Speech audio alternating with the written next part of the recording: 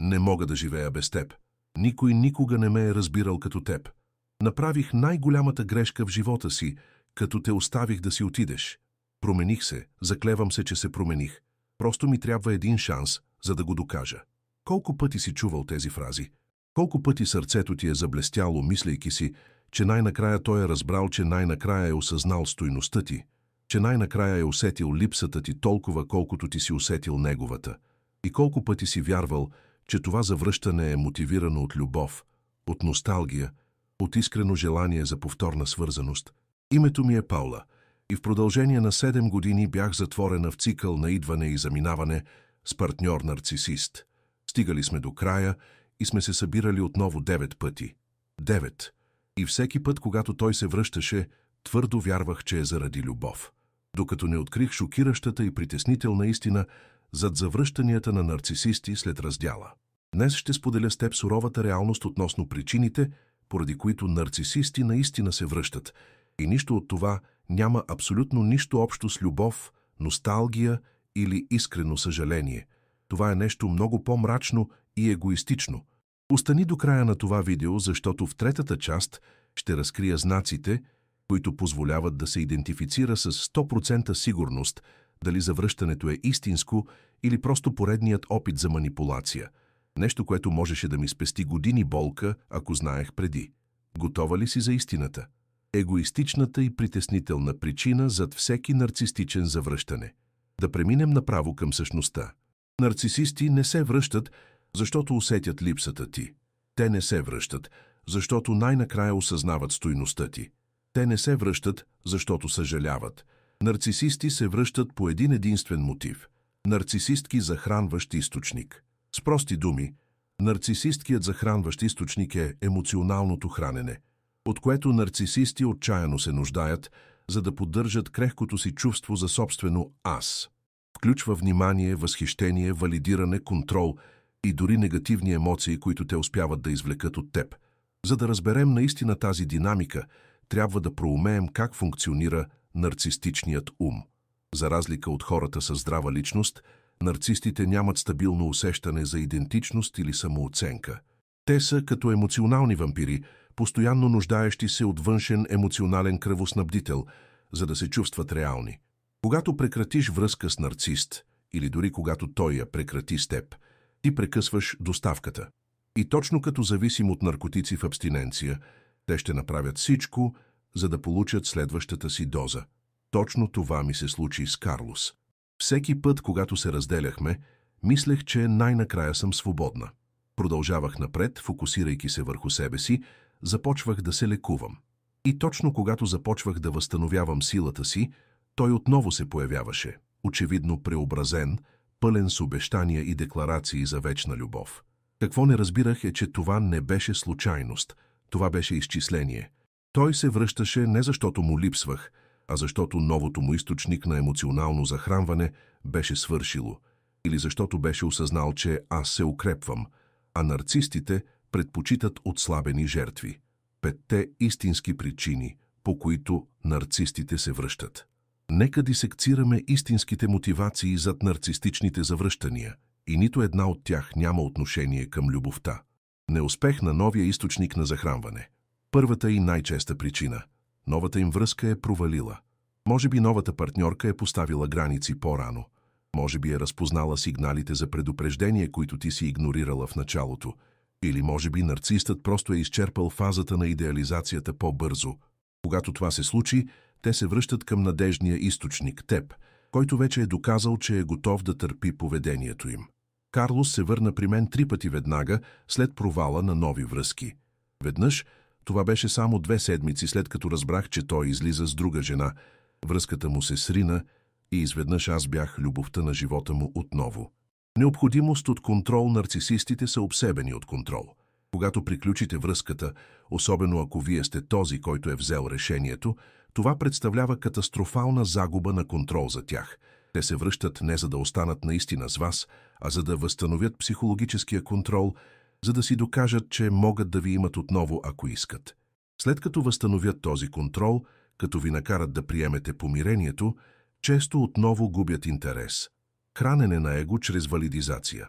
Всеки път, когато приемете нарцисист обратно, изпращате мощно послание.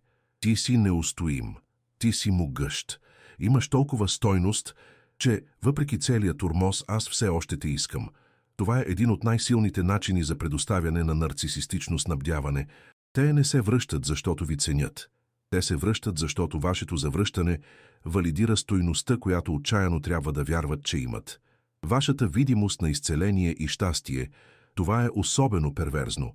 Много нарцисисти следят бившите партньори чрез социални мрежи или общи приятели. Когато видят признаци, че се изцелявате, че сте щастливи или възможно продължавате напред с друг човек, това активира спешна нужда да се намесят. За нарцисиста вашето щастие без тях е непоносимо нарцисистично обида. Как смеете да бъдете добре без тях? Как смеете да не бъдете разрушени без тяхното присъствие? 2 пъти Карлос се върна точно когато публикувах щастливи снимки в социалните медии или когато общи приятели споменаха, че изглеждам наистина добре. Не беше случайно. Необходимост от емоционално отмъщение. Понякога завръщането има по-тъмен мотив. Да ви накаже за това, че имате дързостта да приключите.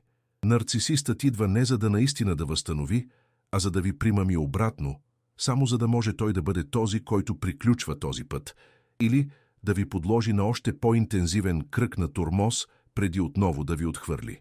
Това е буквално мисия за емоционално отмъщение, прикрита под маската на любовно помирение. Цикличният и предсказуем патърн на нарцисистичния възврат. Това, което прави тази динамика толкова манипулативна, е, че не е случайна. Следва предсказуем и изчислен патърн, документиран от психолози, специализирани в нарцисистичното насилие. Този цикъл обикновено е известен като хувъринг, от английски аспиране, като вакуум. Те се опитват да те вбутат обратно в отношенията. И следва много специфични фази. Фаза 1 – оценка и наблюдение. Те дискретно те наблюдават чрез социални мрежи, общи приятели или дори случайни срещи на места, които често посещаваш. Оценяват дали си уязвим за техния връщане и какъв подход би бил най-ефективен. Фаза 2 – невинен контакт. Първият контакт рядко е открит зов за завръщане. То е нещо явно безобидно. Само исках да видя как си. Видях нещо, което ми напомни на теб. Намерих някои твои неща.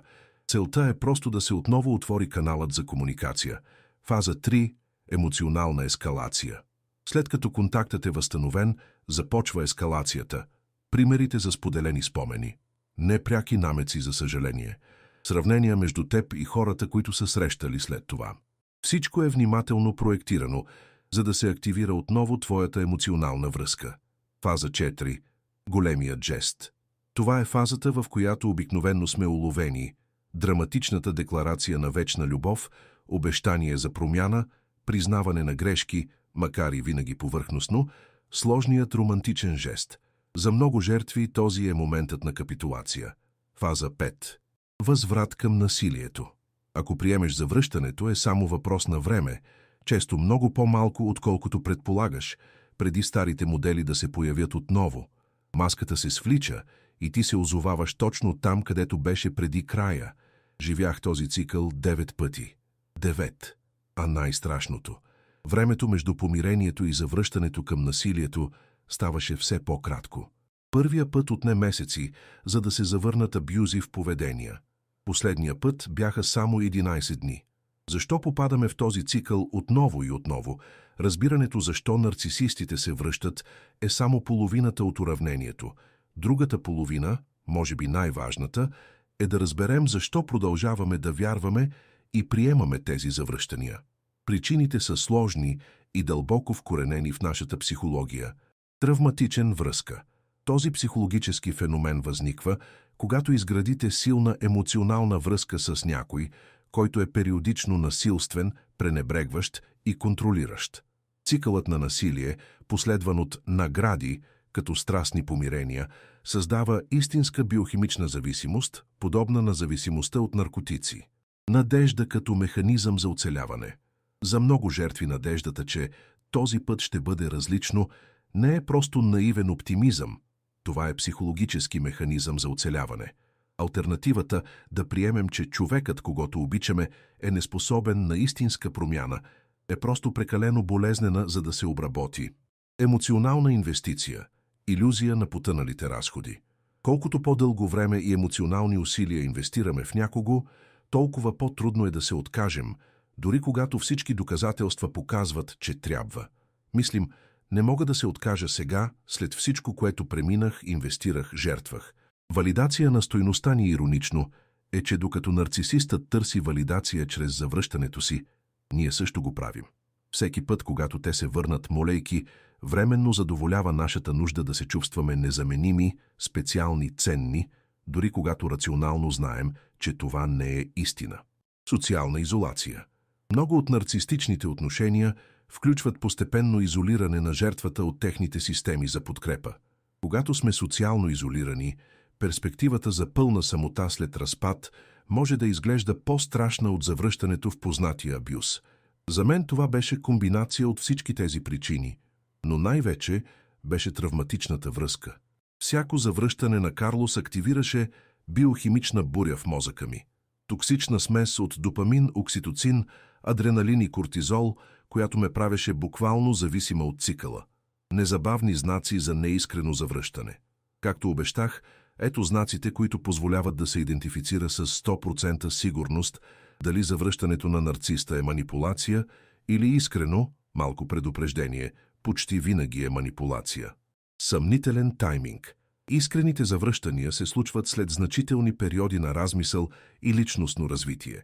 Нарцистичните завръщания често се случват, когато започвате да показвате признаци на възстановяване или щастие.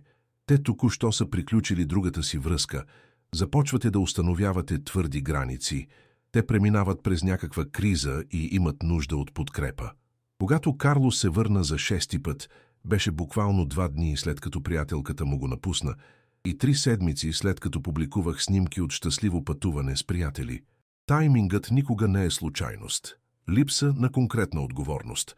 Някой, който наистина се разкаива, може да назове конкретни поведения, които са били вредни, и да поеме пълна отговорност без «но» или оправдания. Нарцистите правят неясни твърдения. Направих грешки, не бях перфектен и двамата сбъркахме. Те никога не признават конкретното въздействие на своето абюзивно поведение.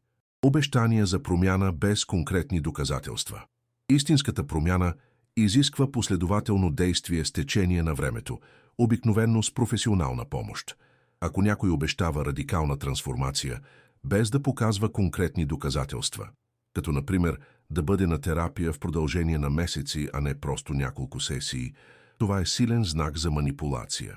Натиск за незабавен отговор. Истинските връщания уважават вашето пространство и време за обработка. Нарцисистите често използват тактики на спешен натиск. Нуждая се от отговор сега. Не мога да живея още един ден, без да знам. Ако наистина ти пука, няма да ме оставиш да чакам. Фокус върху тяхното страдание, не върху вашето. Внимавай внимателно на съобщенията при връщането. Колко изречения започват с «аз» спрямо «ти»? Нарцисистите обсебено се фокусират върху собственото си страдание, рядко демонстрирайки истинска емпатия към твоето. Бързо изграждане на интимност. След раздяла, здравословните връзки трябва да бъдат изградени постепенно. Нарцисистите често се опитват да възстановят интимността веднага. Емоционална, физическа или финансова. Сякаш раздялата никога не е настъпила. Присъствие на триангулация. Ако връщането включва споменаване на други романтични интереси, сравнения с бивши партньори или нови партньори, или манипулация на трети лица, за да достигнат до вас, това определено е манипулативно. Вашата висцерална реакция. Това може би е най-важният знак, но често го игнорираме. Вашата интуиция и телесна реакция. Когато получите съобщение или обаждане за връщане, тялото ви ли се свива? Чувствате ли гадене, напрежение в гърдите или внезапна тревожност? Вашето тяло се опитва да ви предпази. При 9-то и последно връщане на Карлос, моето тяло имаше толкова силна физическа реакция на съобщението му, че буквално повърнах след като го прочетох. Моето тяло знаеше, дори когато умът ми искаше да повярва. Как да преодолеете цикъла веднъж, завинаги?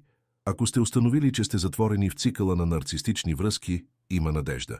Ето практики, които най-накрая ми помогнаха да прекъсна цикъла след 7 години. Нулев контакт или минимален, ако има деца. Това е най-основното и непоклатимо правило. Нулевият контакт означава точно това. Блокирайте всички форми на комуникация – телефон, имейл, социални мрежи, съобщения. Променете настройките на поверителност.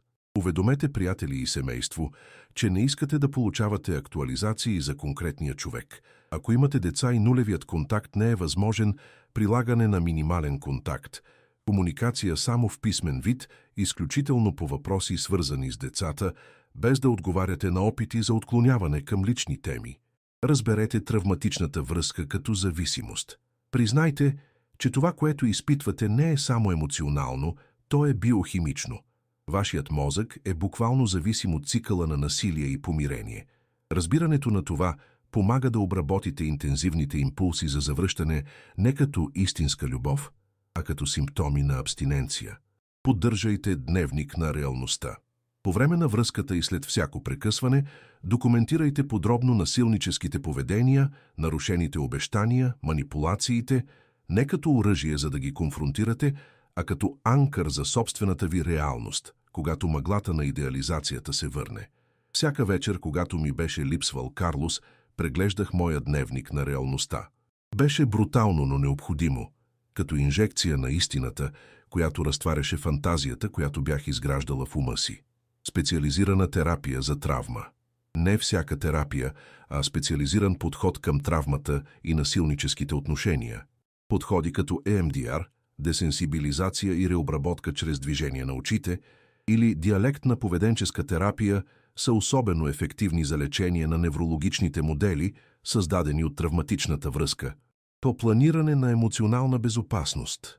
Както жертвите на други видове злоупотреба имат нужда от физически планове за безопасност, така и жертвите на нарцисистка злоупотреба се нуждаят от емоционални планове за безопасност. Това включва да идентифицират специфичните си задействащи фактори, да подготвят отговори за опити за завръщане, да имат система за подкрепа, достъпна 24/7, да развият техники за емоционална саморегулация в моменти на криза. Реконструкция на идентитета. Нарцисистките взаимоотношения постепенно еродират вашето чувство за себе си. Реконструкцията на идентичността включва повторно свързване с ценности, интереси и взаимоотношения, съществували преди злоупотребата, докато същевременно откривате нови аспекти на себе си. Това беше ключова стъпка за мен. Отново открих страстта си към фотографията, която Карлос често подиграваше. Възстанових връзките с пренебрегвани приятелства и постепенно реконструирах независима идентичност, отделена от него. Дарига. Продължаващо обучение относно нарцисизъм. Знанието е сила. Колкото повече разбирате за психологията на нарцилизма, толкова по-способни ставате да идентифицирате манипулации и по-малко вероятно е да попадате отново в тях. Дръвърго, моментът на истината. Когато маската падне. Изцяло има един разкриващ момент, който често се случва, когато най-накрая прилагате тези стратегии, особено нулевия контакт, и упорито устоявате на опит за завръщане. Наричам го моментът на падането на маската, когато всички декларации за вечна любов, всички обещания за промяна, всички твърдения, че не могат да живеят без вас, изведнъж се превръщат в тяхното противоположно. Гневът избухва, обидите започват, заплахите изникват. Кампанията за клевета стартира. Нарцисистът показва истинското си лице. За много жертви този момент, макар и дълбоко болезнен, е също така освободителен. Това е окончателното потвърждение, че сте били прави относно злоупотребата. Това е неопровержимо доказателство, че завръщането никога не е било за любов. Когато накрая напълно блокирах Карлос и отказах да отговоря на 9-та му молба за помирение, той изпрати 37 съобщения на сестра ми в една единствена нощ, започвайки с притеснения за моето благополучие и завършвайки с твърдения, че съм неуравновесена, неграмотна и никога няма да намеря някой по-добър от него. Тези съобщения, макар и болезнени, бяха последният подарък, който ми даде. Неоспоримото потвърждение, че взех правилното решение. Животът след цикъла, възстановяване и нови начала. Прекъсването на цикъла на нарцисистките завръщания не е краят на пътуването. Това е началото на истинското лечение и възстановяване. В началото често има период на дълбока скръб. Не само за връзката, но и за фантазията за това, което сте мислили, че връзката може да бъде или да стане. Нормално и здравословно е да си позволите да усетите тази загуба, но постепенно нещо извънредно започва да се случва. Мъглата се разсейва, яснотата се завръща. Започвате да разпознавате предупредителни знаци, които преди сте игнорирали. Интуицията ви се засилва, границите ви се утвърдяват и може би най-важното, способността ви да различавате отношенията се променя напълно. Днес, 3 години след като окончателно разкъсах цикъла с Карлос, мога да идентифицирам нарцисистки поведения още на първите срещи, поведения, които преди бих игнорирала или дори смятала за привлекателни. Моят детектор на нарцисизъм е перфектно калибриран. Това не означава да живеете в страх или да подозирате всички. Това означава да имате ясна представа за това, какво е здравословна любов в сравнение с емоционалната манипулация. В крайна сметка, откривате, че е възможно, да, наистина е възможно, да намерите отношения, основани на взаимно уважение, честна комуникация и последователна любов. Не перфектни, защото перфектността не съществува, но искрено подхранващи вместо токсични. Най-голямото доказателство за мен е настоящата ми връзка. Когато срещнах партньора си, първоначално се съмнявах в неговата последователност и доброта. Изглеждаше странно да не е необходимо да моля за основно внимание. Но с течение на времето и търпение научих отново да се доверявам. Не сляпо, а с добре отворени очи. Вие заслужавате повече от манипулативни завръщания.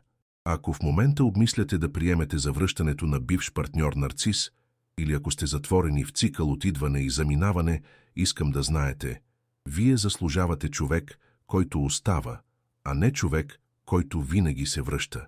Вие заслужавате последователност, а не прекъсната интензивност. Вие заслужавате искрен респект, а не манипулация, прикрита като любов. Вие заслужавате някой, който иска да разреши проблемите с вас, а не някой, който създава проблеми у вас. Най-силният момент в моята пътека не беше, когато най-накрая разбрах защо Карлос винаги се връщаше. Беше, когато най-накрая осъзнах защо винаги го приемах обратно и реших, че заслужавам повече. Вие също заслужавате повече. И да направите първата стъпка за прекратяване на този цикъл може да бъде най-голямото проявление на любов към себе си, което някога сте показвали. Какво ще изберете следващия път, когато нарциса се опита да се върне в живота ви? Споделете в коментарите, кои от тези знаци сте разпознали в предишни завръщания. Вашият опит може да помогне на някой друг да види истината също.